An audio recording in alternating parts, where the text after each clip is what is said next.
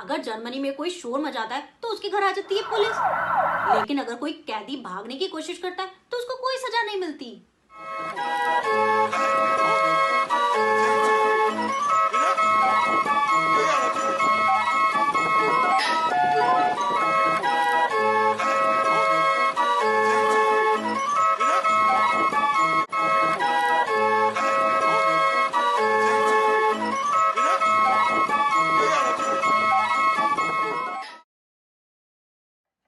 Hello everyone, welcome back.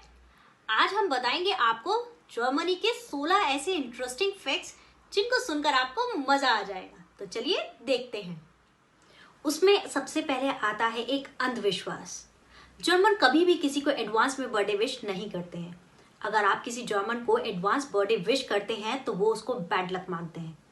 इसलिए आपको कभी भी किसी जर्मन को विश करना है तो आप उनके बर्थडे वाले दिन विश करिए। कोस कोस पे बदले पानी, 4 कोस पे पतले वाणी। यही कहावत अगर जर्मनी में होती तो हम कैसे बोलते? कोस कोस पे बदले बियर, 4 कोस पे बदले वाणी। जर्मनी में 7000 टाइप की बियर 1300 ब्रूअरी में ब्रू होती है। यहाँ हर सिटी की अपनी बियर होती है। यहाँ कोई भी सेलिब्रेशन विदाउट बियर इनकम्प्लीट होता है। जर्मनी में लगता है दुनिया का सबसे बड़ा बियर फेस्ट, जिसका नाम है अक्टूबर फेस्ट, जो कि सितंबर में स्टार्ट होता है। यहाँ के ट्रेडिशन के अकॉर्डिंग जब बच्चों का 16 बर्थडे होता है तो उनके पेरेंट्स उनको फर्स्ट टाइम बियर गिफ्ट करते हैं। जर्मनी 3rd नंबर पर सबसे ज्यादा बियर पीने वाला देश है, आफ्टर चेक रिपब्लिक एंड ऑस्ट्रिया।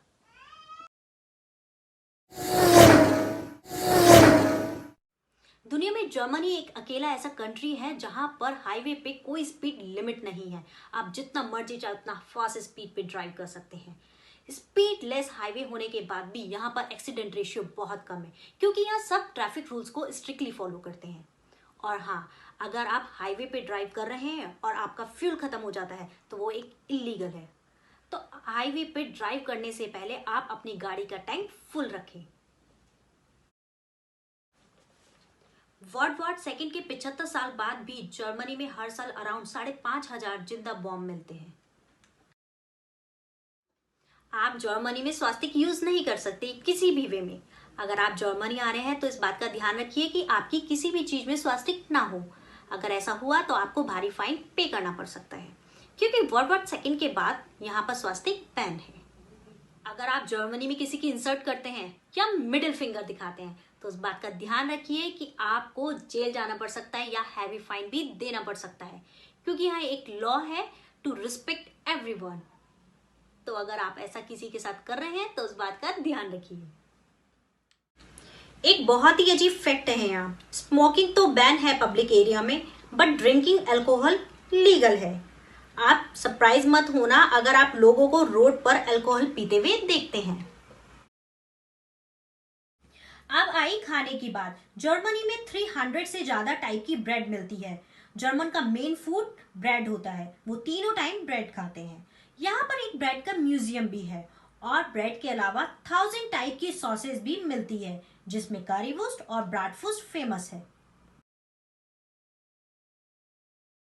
जब मैं जर्मनी में आई और मैंने संडे के दिन जलाई मिक्सी, तब मुझे पता लगा एक अनोखा रूल, वो है साइलेंट आवर। इस रूल्स के अकॉर्डिंग आप 1 बजे से 3 बजे दिन में और रात को 10 से सुबह 6 बजे तक, और संडे में भी कोई भी शोर नहीं कर सकते, जैसे वैक्यूम, ड्रिलिंग और लाउड म्यूजिक। अगर आप ऐसा करते हैं और नेबर डिस्टर्ब होते हैं तो आपके घर आ सकती है पुलिस। तो साइलेंट आवर में शोर करने से पहले आप सोच लीजिएगा। क्या आपको पता है डिज्नी का स्लीपिंग ब्यूटी कैसल किससे इंस्पायर है? ये है जर्मनी के नॉयश्वानस्टाइन कैसल से इंस्पायर, जो साउथ जर्मनी में आता है। जर्मनी में अराउंड 20,000 कैसल हैं। Sunday is a fun day for everyone. यहाँ पर संडे में कोई कुछ काम नहीं करता है, सब कुछ बंद रहता है। अगर घर से बाहर निकलेंगे तो आपको ऐसा लगेगा जैसे यहाँ कर्फ्यू लग गया हो। केवल रेस्टोरेंट, म्यूजियम और गैस स्टेशन ओपन रहते हैं। नॉर्मली भी यहाँ वीक डेज में 7 बजे के बाद मार्केट एंड ऑल सब कुछ बंद हो जाता है। अब आता है जर्मन स्वीट डिश, वो है ब्लैक फॉरेस्ट केक। जिसका ऑरिजिन जर्मनी के ब्लैक फॉरेस्ट रीजन में हुआ है। ऑथेंटिक ब्लैक फॉरेस्ट केक में चेरी का लिकर पड़ता है। यहाँ पर केक के साथ ब्लैक फॉरेस्ट आइसक्रीम भी मिलती है।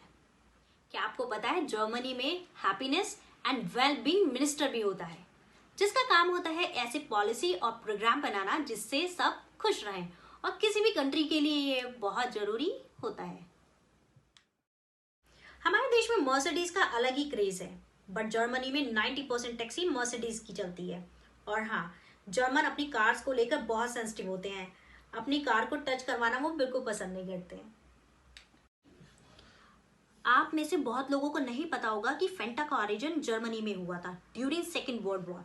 जब कोक का सिरप इंपोर्ट नहीं हो पाया था, तभी कोक को रिप्लेस करके फेंटा आया।